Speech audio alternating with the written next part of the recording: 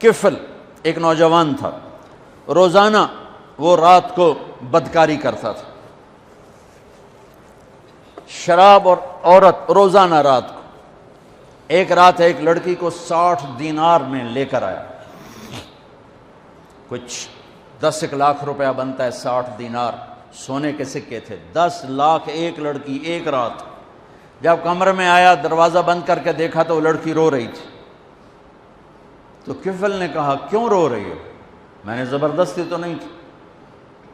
اس نے کہا کفل میں عزت دار ہوں، عزت دار کی بیٹی ہوں، بھوک نے یہاں تک پہنچایا۔ جب مالدار لوگ زکوٰۃ نہیں دیتے تو غریبوں کی عزتیں نیلم ہو جاتی۔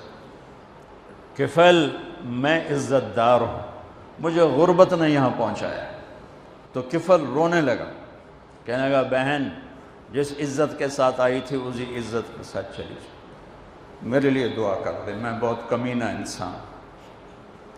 لڑکی چلی گئی، کفل کو نہیں پتا کیا ہونے والا ہے۔ تھوڑی دیر کے بعد وہ مر گیا، جوان مر گیا۔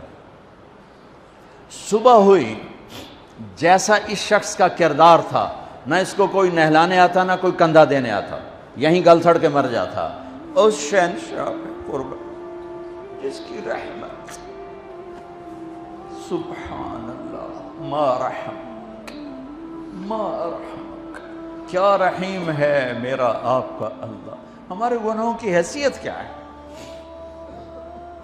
ایک لفظ توبہ ہر شے مٹا دیتا ہے۔ صبح ہوئی تو لوگوں نے کیا دیکھا؟ کفل کے دروازے پہ لکھا ہوا تھا بڑا بڑا نورانی سطروں میں، ان اللہ قد غفر للکفل، اللہ نے کفل کو معاف کر دیا۔ یہ کیوں لکھوایا؟ اس لیے لکھوایا کہ اب ہماری یاری ہو گئی ہے، جاؤ اس کو عزت کے ساتھ ہمارے پاس پہنچو۔ میرے عزیزو، آپ اور ہم غفلت کے ماحول میں ہیں، جہاں گناہ نہیں رہا، نافرمانی کلچر بن گیا ہے، اللہ کے سے بغاوت ایک تہذیب بن گئی ہے۔ لیکن یہ صبح صادق کی آمد ہے کہ اتنے نوجوان میں اس یونیورسٹی کے میں دیکھ رہا ہوں، ساری مسجد تنگ پڑ گئی ہے، یہ کہیں سے صبح صادق بھی طلوع ہونے والی ہے۔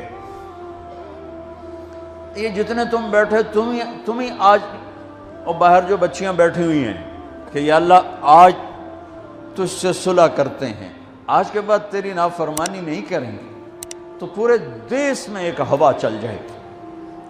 میرے بھائیو، میرے عزیزو، اللہ کی قسم، اپنی مرضی کی زندگی اس دنیا میں کوئی نہیں گزار سکتا، جو گزارے گا دکھوں میں مر جائے گا۔